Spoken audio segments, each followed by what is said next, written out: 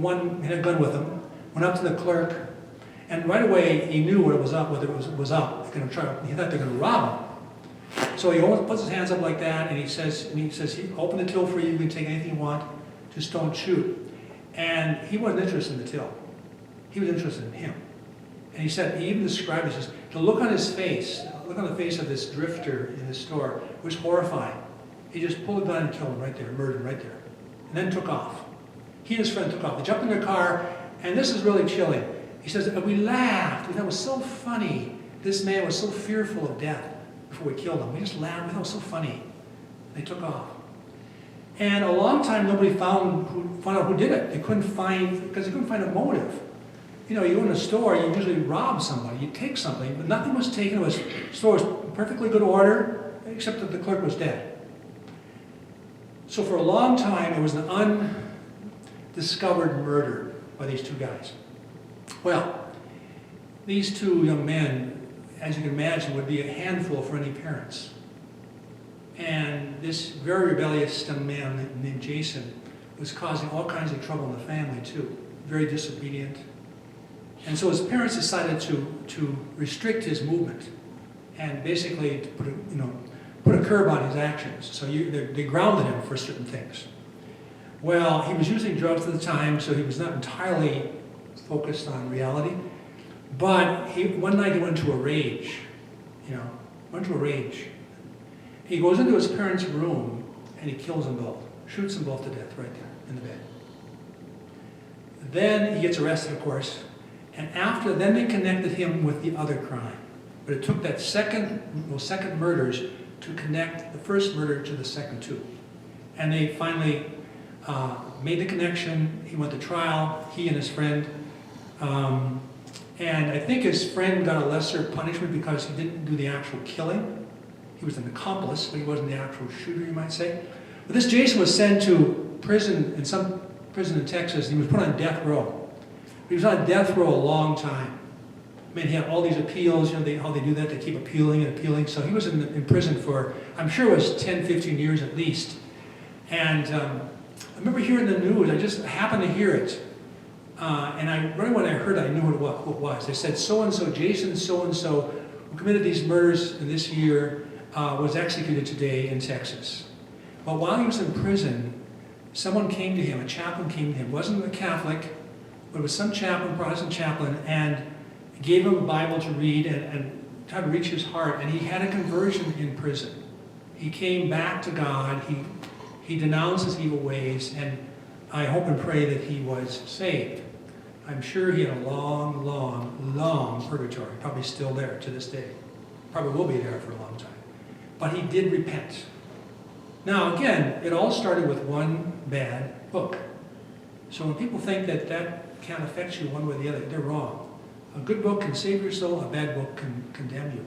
And thankfully this person repented before they faced their maker in execution. I think when he was executed, it was something like in his 30s or something, early 30s, like maybe 15 years later or something like that. But I often I think about that when we talk about the importance of good literature to read.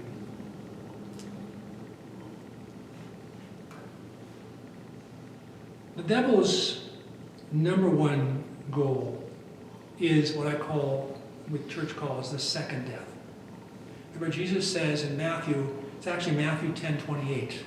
He also says the same thing in Mark's Gospels, slightly different words. He says, do not worry about the one who can kill your body.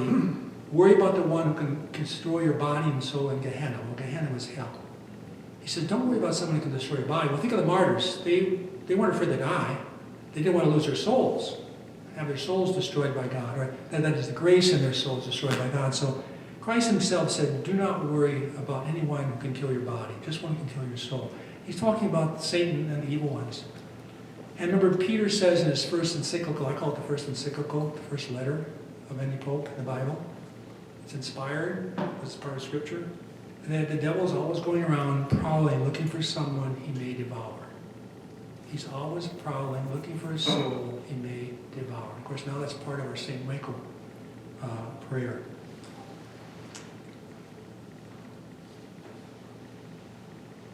Extraordinary actions of the devil. extraordinary actions. The number one extraordinary affliction or manifestation of the devil, of course, is diabolical possession. Possession. This is when the devil actually possesses someone's body. Now, they cannot possess your soul unless you let them, unless you agree to that. God won't let that happen. He won't allow you to be possessed body and soul unless you consent to that. Now, Satanists consent to it. That's why they end up getting possessed bodily and also being influenced in a major way in terms of their spiritual life, their soul. But ordinarily, possession of the body, basically the devil takes over your body. Now, you're partly responsible because of the things you do. You allow him in. But nonetheless, it's possession of your body. And when the devil is inside of the person's body and they do strange things, they say, they curse, they swear, they do strange things, it's not you doing it, it's the devil in you doing it.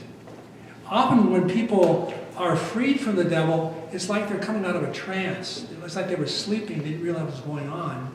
And then they kind of wake up and, really? Did I really say that? Really do that? Because the devil is doing that inside of you. That's what's going on. That is possession. Possession of a person's body. Now, what are the signs of possession? There are classic signs of possession. First one is incredible supernatural strength. Way beyond what you'd expect from someone on the natural plane. I often think of this example. There was a missionary in China. I remember heard the story once from a priest in St. Paul. His friend was a missionary in China. He said there was this real tiny little Chinese woman. She couldn't have been more than 100 pounds. And the priest at this church thought she was possessed, but he wasn't sure. You have to always rule out mental illness, you rule out hallucination, you rule out someone who's a pretender, who's a faker. You have to rule all that stuff out. Or someone who's psychologically disturbed, or imagining things. You rule all that out. And then you see, is it really supernatural? Well, one sign would be tremendous supernatural strength that you ordinarily would have. With this little woman, she was no more than 100 pounds, if she was even that. This priest thought that she was possessed. And so he told these men that they should take her into the church, and he would begin to pray Mass. And that hopefully, through the praying of the Mass, she could be freed from this evil one. So that's what they did. At least they tried to. They couldn't lift her. It took like 4 or 5 big men to lift her off the ground. It was like she turned into lead. Her whole body was like lead. And she suddenly took on this tremendous weight, which you ordinarily wouldn't have. Or sometimes you hear cases where someone's possessed, they have this tremendous strength. They can do things that you simply can't do naturally. Well, where is that power coming from? Where's that strength coming from? It's coming from the evil one. So that's one sign. And then, of course, in the story, they took her into the church, priest said the Mass. As soon as he got to the consecration, said the words of consecration, this is my body, this is my blood, all of a sudden she went quiet. She had been screaming and hollering. She went totally quiet. The devil left her. And then, this is really interesting, she was a pagan. She was not a Christian. For some reason, he decided to baptize her. Normally you wouldn't do that. First you instruct them so they know what they're getting into. But no, he just had this impulse, I should baptize this woman right away. So the priest baptized her right then and there, right after the Mass. And that night she died. Now, that means that she would have gone straight to heaven. Straight to heaven. Because baptism takes away everything. It takes away your original sin, takes away your personal sin, takes away your temporal punishment, takes away everything. You go straight to heaven. So, God's grace. She starts the day as a possessed woman, she ends the day in heaven. That's quite an amazing grace. So that's one sign. Another sign is knowing languages. Angels in general, including fallen angels, know many languages. They might know all languages, but they know many languages. That's one clear sign that you could be possessed. When you start to speak languages you don't know, all of a sudden you start rattling off Italian or French or German or some language you've never heard of, and that can be a sign. It can be a sign of the evil one possessing you. You look for that sign. I mean, a good exorcist looks for these signs to make sure it's not something, like I say, imaginary or something delusional or whatever it might be. Make sure it's really supernatural. Knowledge of hidden things. This is important too. Knowledge of hidden things and the detection of holy objects. A lot of times people who are possessed, they know things that are hidden about you. Secrets about you, about your life. that they will reveal. So the question is, where do they find this out? Who told them this? They find it out from the devil. Or objects. They find that anybody who's possessed doesn't want to get anywhere close to anything sacred. That's why holy water is so powerful. It's a sacramental. Or a crucifix. That's something sacred. It's a sacramental. I remember this priest from New York, his name was Father Barr. He was an exorcist from New York. He was asked to do this work by Cardinal O'Connor some years ago. And he has all kinds of stories about what he experienced in New York as an exorcist in the Archdiocese of New York. And I remember he said one time he wasn't sure. You want to make sure. You want to test the person. Make sure they are actually possessed and you're not being fooled. And so he took this woman into this room, and she had all the signs that she was possessed. He decided, she said, I want water. I want some water. She was thirsty. So he brought her not water, not ordinary water, but holy water. He didn't tell it was holy water. And as soon as she drank it, she spit it out. She immediately knew it was holy water. Well, the devil knew it was holy water. Another time he took this woman into the room. He didn't tell her this before he took her in. And he took up little picks, put a Blessed Sacrament, one of the hosts, was a consecrated host, in that picks. And he hid it like let's say, behind this podium. So when he came into the room, he wouldn't see it. And he took this, I think maybe it was a man, I'm not sure it was I know they're young, as far as a young man or young woman is. I guess it doesn't matter, but she took this person into the room. And as soon as they walked in the room, they just went wild. They went, screaming, hollering. They knew they were in the presence of the Blessed Sacrament, even though they couldn't see the Blessed Sacrament. There is let me just finish these other signs of possession. Another story comes to my mind. I got a head full of stories about this stuff. So knowing hidden knowledge about things, 5 minutes, is another sign. And hidden object there, especially those that are sacred. This is a rare sign, but it's this one's kind of like, boy, when this happens, you know you're dealing with something bad. Levitation. We have saints who could levitate. St. Joseph Cupertino would float through the air. Great Franciscan from the 16th century. He'd literally float in the air when he was praying. He'd start to rise, And everybody saw him. He was not imaginary. They saw him rising. He was a saint. Some of the saints levitate too. We call it levitation. Padre Pio was known to levitate when he prayed. People saw him go off the ground. His fellow friars saw him off the ground. They weren't imagining it. They saw it. And there are other saints too, who when they prayed, they probably weren't aware of it. They were just praying so intensely that they just started floating. Well, the devil also can cause levitation. The fallen angel. God allows him a certain power over the material world. Again, there's a limit to it. Like I say, if the devil had his way, he could destroy everything.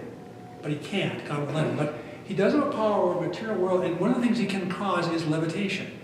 That is kind of the ultimate sign. If all these other signs are there, and then the person also levitates, then you can always be certain this person's possessed. Almost certain. You remember some years ago, 2020, I don't think it shows on TV anymore. Probably thank God it's not.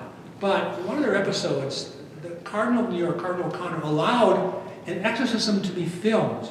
Now, normally the church wouldn't allow that. You don't want the public seeing this, especially on a TV show, where the people who are in the show are virtually all secularists. They don't believe in any of this.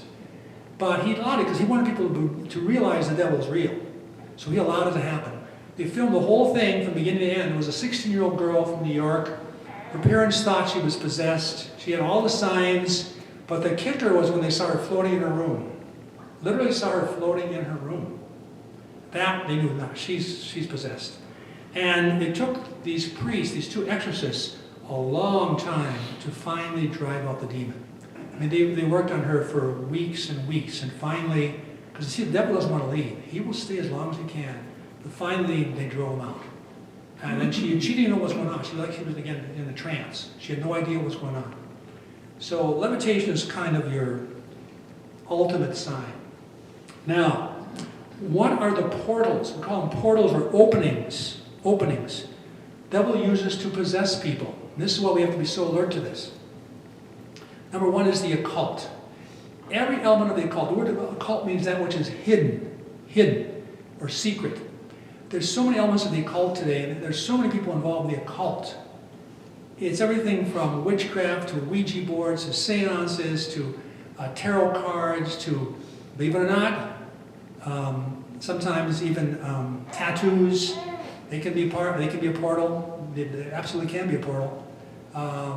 There's tons of them. It's all part of the occult. New Age movement, magic. It's all occult stuff. And that's an opening the devil looks for. He will get in if you let him.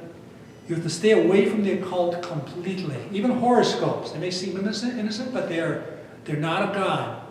First of all, they're superstitious. You shouldn't be involved in superstition. They're totally superstitious. You know, what do they say? Today you'll meet somebody that you like or something. Yeah, I guess I probably will. I mean, they're really kind of like, who believes this stuff?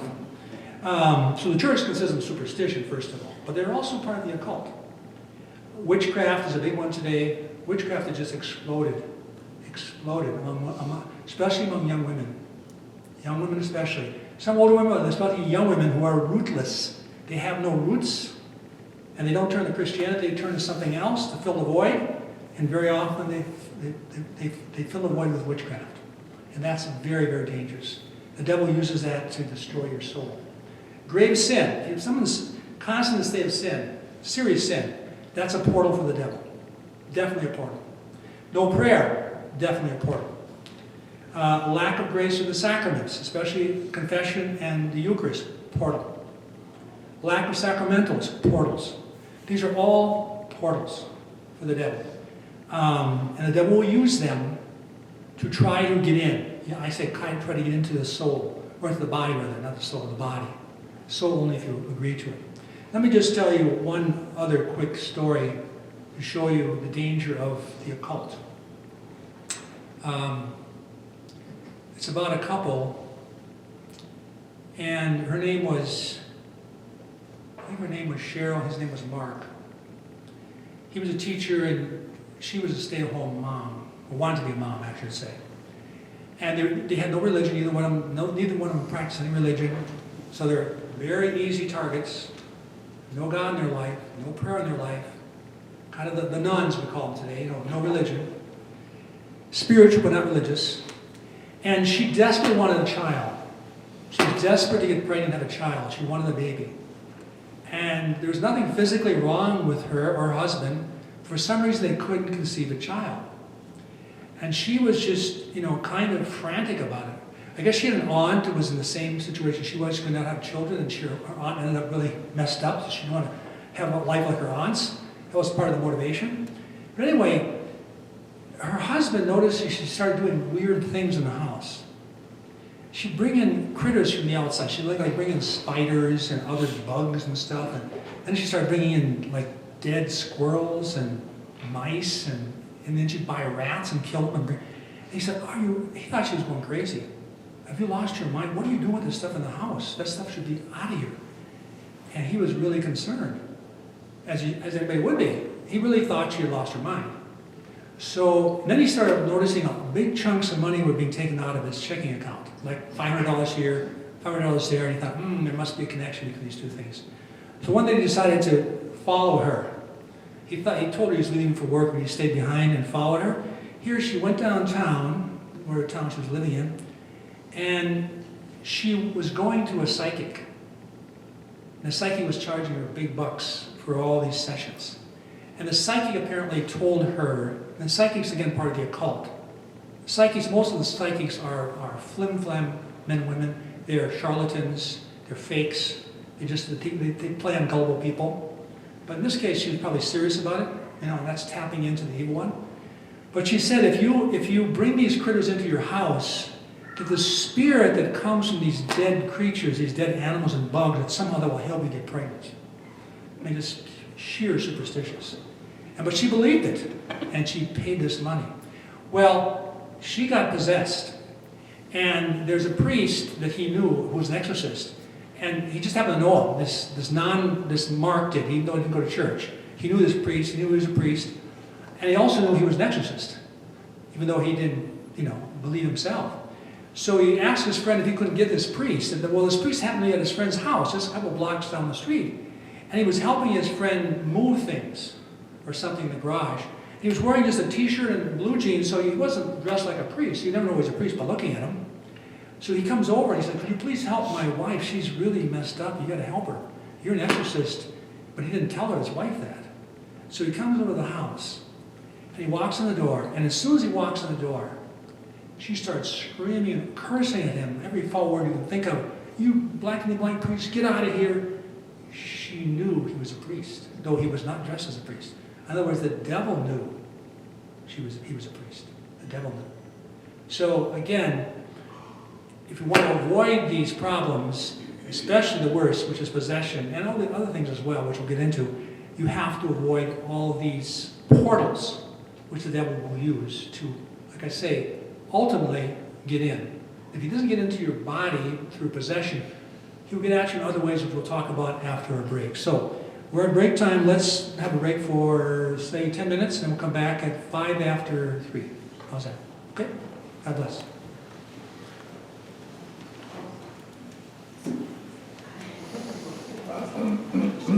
Close in that.